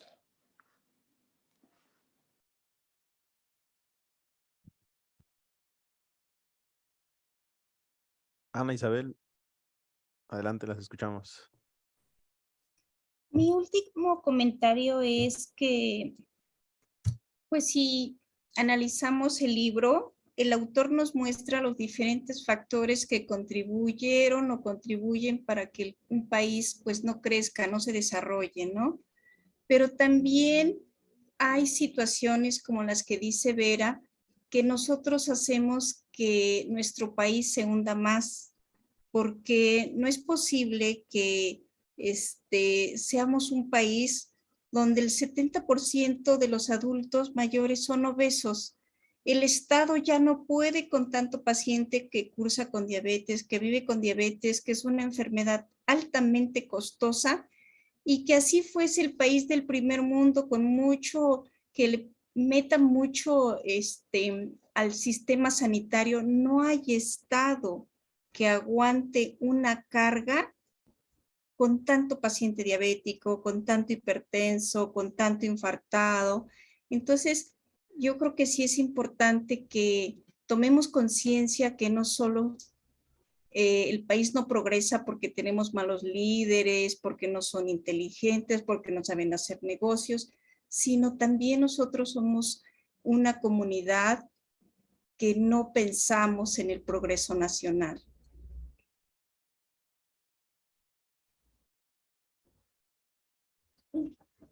¿Quieres comentar? Ay, yo solo quería comentar al final lo que estaba diciendo Vera de la medicina preventiva y esto creo que igual como va de la mano de, a mí me parece, bueno, no sé cómo es posible que yo he escuchado muchas veces que se va a incluir dentro de los planes de estudio todo el tema como de la educación financiera y por más como de que se busca incluirse, yo creo que también no se ha incluido porque en México, o sea, la mayoría o sea, de estos bancos chiquitos, Banco Azteca y así, no lograría sobrevivir si la gente supiera usar bien sus tarjetas de crédito, supiera usar bien o los meses sin intereses, porque mucha gente piensa que los meses sin intereses son, si pagas algo a 6 meses, en el séptimo mes tienes que empezar a pagar, o tipo, o sea, siento que estas cosas como tan como que nosotros los vemos tan normales, les cambiaría totalmente la vida a una persona de que tú solito puedes como administrar tu tarjeta sin tener que pagar cada mes intereses y que ese dinero al final pues puede ser un ahorro o lo puedes ocupar en otra cosa, ¿no? Pero cómo es que sí se abre el crédito para estas personas en estas empresas que sí se súper aprovechan, pero entonces, ¿por qué no si ya las vas a abrir este crédito que es súper desfavorecedor? ¿Por qué no les dices, ok, sí que se bancarice todo el tema como de el sector como más vulnerable, pero también que detrás de ello haya una educación previa, ¿no? O sea, que no pues, dejes que se endeuden a lo menso, porque por eso es que, pues, hay gente que está en el buró de crédito por 3,000 pesos o cosas así, ¿no? Entonces, yo creo que es importante como igual, pues esto como lo que decía, yo creo que es como, a mí sí me suena como tipo lo de medicina preventiva y esto de la educación financiera, porque siento que antes de pensar como pues sí, como en generalizar el crédito y que sea posible para todos los sectores, creo que primero es como crear esta educación y luego ya, pues como promover esto, porque aparte ya se ha hablado, o sea, yo una vez fui a una conferencia en el ITAM y estaban hablando de que iba a haber o sea, de que ya estábamos súper cerca de un mundo sin efectivo, que ya, o sea, no sé cómo es que hay gente que puede considerar que ya estamos súper cerca de un mundo sin efectivo y decían, no, es que ya nos falta súper poco, cuando hay regiones donde ni siquiera hay un cajero automático o donde ni siquiera la gente sabe que es un banco o la gente todavía incluso sigue manejando el trueque, ¿no?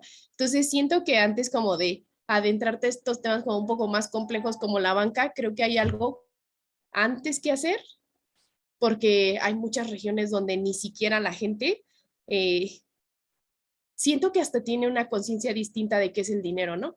Y yo creo que, pues no sé, a lo mejor está bien que se queden así, a lo mejor no, que igual estas regiones donde el dinero todavía no se ve como lo vemos nosotros, viven de una forma distinta y a lo mejor pues no es la nuestra a lo mejor, pero ese es mi comentario final. ¿Cómo le pones? Sí, ¿cómo? Gracias. Moy, te escuchamos. Yo estaba pensando sobre el tema del desorden latinoamericano. Me vino a la mente un concepto que es el de infraestructura, que básicamente es todo lo que le da el soporte a la sociedad, todas las carreteras, todos los proyectos urbanísticos. Y pensé que a partir de ahí, de esa destrucción quizás de la infraestructura prehispánica y un reemplazo de esa infraestructura previa, originaria, por así decirlo, por una europea, fomentó que la superestructura fuera construida a partir de esa infraestructura, fue construida, perdón por la repetición, por manos extranjeras. Entonces considero que a partir de ahí se empezó a hacer un patrón donde toda la sociedad empezó a nacer a partir de conceptos e ideas que venían de afuera. Y como nuestra sociedad latinoamericana, precisamente por el mismo término, latinoamericana, es decir, con el contacto europeo, nació a partir de esas dos culturas, la prehispánica y la europea, nunca tuvimos una identidad propia, por decirlo así. O sea que inclusive en nuestras independencias no logramos quizás quitarnos el yugo europeo y después estadounidense, porque nunca tuvimos un proyecto firme y duradero, por lo menos hasta 1500, bueno, hasta el siglo XVI. Y realmente no sé cuál pudiera ser una solución, pero considero que en parte esa es una explicación, el hecho de que se destruyó pues la cultura, se mezcló. Cuando veo en el mundo, me doy cuenta, por ejemplo, que Latinoamérica me parece que es la región más desigual del planeta, pero también es la que tiene la mayor cantidad de grupos étnicos mezclados en general, que también tiene que ver la etnia, pero que ningún país es homogénea. Entonces, en Estados Unidos por mucho tiempo la raza blanca fue la predominante, en Europa igual, en África norte árabe, subsahariano pues es negro, en asiático es toda esta mezcla de culturas, y a lo que voy es que si no hay una homogenización, si no hay una unidad, no hay un desarrollo, y hay división. A partir de la división, pues vencerás, ¿no? El clásico lema romano, y no sé, ese es mi comentario. Este comentario me hizo ver Oficio de Tinieblas de una forma totalmente diferente cuando tocábamos el tema de incluir a los indígenas y todo eso. Temas sensibles, pero me hizo pensar en ello. Y solo quería decir un dato curioso. Hace 2 días o ayer, mi alma mater me envió una encuesta, ¿no? Y en una de las preguntas decía, ¿qué podríamos mejorar de aquí a 5 años o algo así? Y justamente comenté el plan de estudios en situaciones de educación financiera. Y me solté, ¿sabes? O sea, dije, nada de lo que me enseñaron me funciona ahorita, o sea, así, bla, bla, bla. Como que nos enseñen a esto de los créditos, a esto de no solo a sumar y restar y decir, mis ingresos, o sea, sino saber qué onda, ¿no? Y luego lo envié y todo, fui bastante honesta, bastante crítica, pero digo, ¿servirá de algo, sabes? O sea, estamos hablando de muchísimas personas y de una escuela que yo creo que mi opinión no les va a dejar una mancha pero, y también otra cosa fue que ya que la contesté, dice como, gracias por contestar la encuesta, ahora eres participante de la rifa de un iPhone 14, ¿no? Y fue como, ok, gracias, pero mejor hazme caso, ¿no?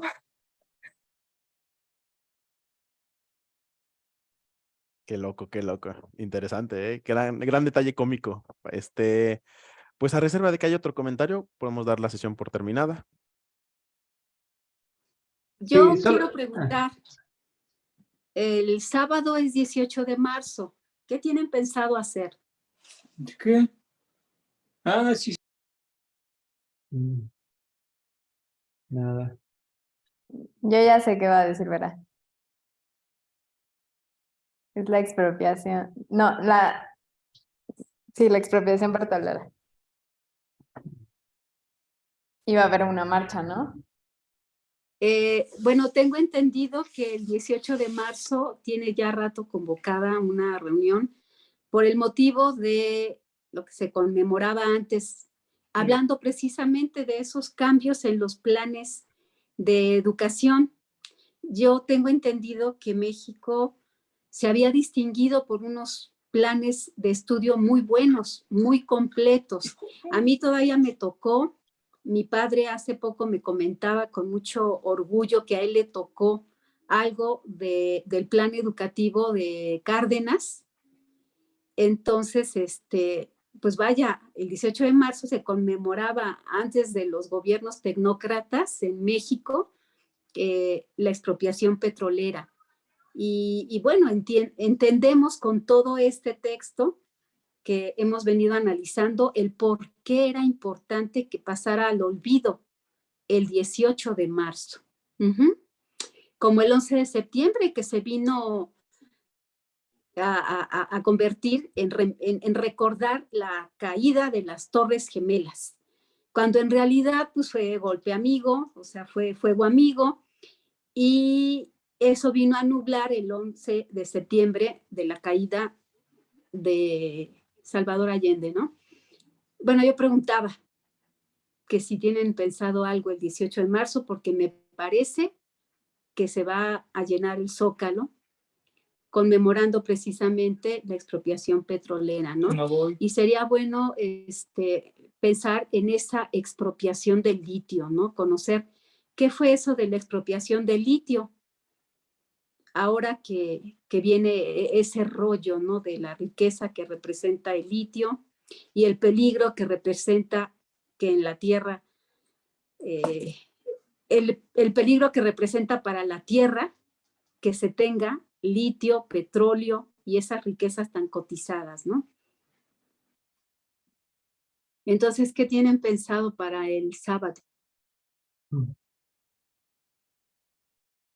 Bueno, yo creo que nos llevamos la pregunta. No tienen que responder ahorita. Yo por lo pronto estoy pensando comprarme un bastón y de esos que tienen donde sentarte. Gracias. Ni te pienso como...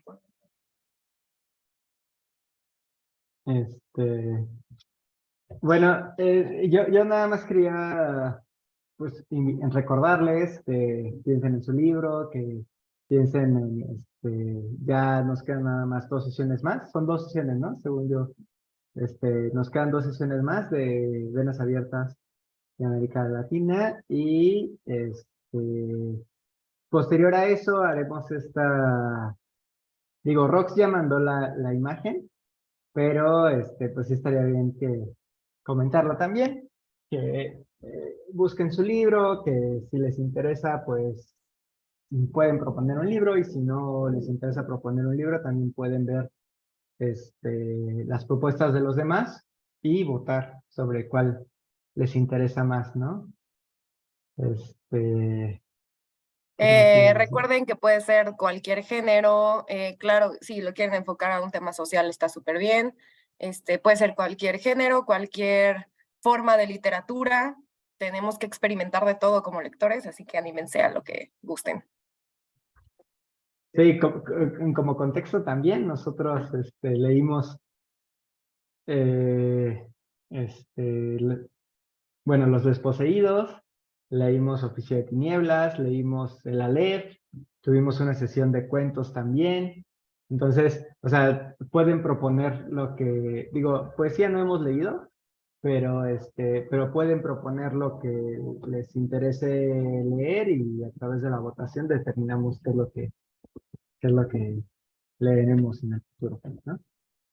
Sí, Muy, Adelante, Roxana. dale, Luis, dale. Bueno, más que iba a decir que es muy importante de que la propuesta de los libros, aquí estamos menos de la mitad de los integrantes del club, pero pues ya les mandamos la invitación a todos. Es muy importante que en el día de la votación asistan. Yo los animaría a que propongan un libro, a que preparen una presentación breve, pero porque eso va a enriquecer mucho todo, aunque no terminemos por elegir el libro que proponen, pero nos ayuda para conocer qué es lo que nos interesa a cada uno, a todos, ¿no? O sea, qué es lo que nos interesa en el general, qué es lo que nos interesa individualmente, y eso es muy rico, muy valioso. Y así tal cual como lo dice José, no hemos leído poesía, no hemos leído narrativa gráfica, o sea, está abierto para lo que sea. Entonces, yo los animo para que propongan los libros y para que se presenten el día de la votación, porque aquí no somos como Estados Unidos en la OEA, o sea, aquí sí un voto vale un voto. Entonces, El voto de adelante. los fundadores vale 5 votos, solo para que lo sepan. Y yo sí vendo mi voto, así que ahí me mandan mensaje. Ahí vemos, Sí, ¿no? sí. ¡No, Yo voy a- maldito! de antemano Capital, yo capital. yo voy a proponer el capital, así que por favor voten por el capital. Bueno, No se vale hacer propaganda antes de las votaciones. Sí, exacto. Bueno, está pues bien. Una pregunta. ¿La próxima sesión se termina ya el libro? No, faltan 2 No. sesiones. Está Ok, dentro de- 2 más, perfecto. A mí se me Muy ocurrió, bien. a mí Yo qué iba a decir. Que con presentación, claro, nos referimos a hablar de él, ¿no? A contestar De las preguntas traje. que mandó Roxana, que le quedó súper chido. Pero también pueden ser tan solo una imagen de ustedes hablando o pueden debrayarse con su presentación así súper chida, depende de su personalidad y cómo lo quieran presentar.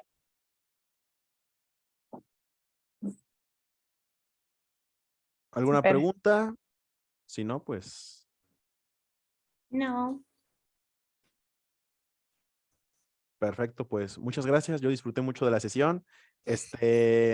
Al principio, mejor hubiera mencionado todos los capítulos al principio y hablábamos de ellos, ¿no? Pero está bien, me gustó porque hablamos de todos los temas y me gustó que hubo mucho comentario, hubo mucha participación y eso siempre agrada, ¿no? Y fuimos como Galeano que se va saltando. Sí, le encanta, le encanta. Bien. Pues sí es todo. Muy buena noche, muchas gracias. Me la pasé muy Hasta bien. luego. Nos vemos el próximo miércoles, ¿vale? Bye. En la semana estaremos pasando los próximos capítulos y ya. Excelente década. Buena década. Bye, buenas Muy bien. noches. que Gracias. resolvemos Bye. Que la resucitemos nave. en el mar. Adiós. Bye. Bye. Oye,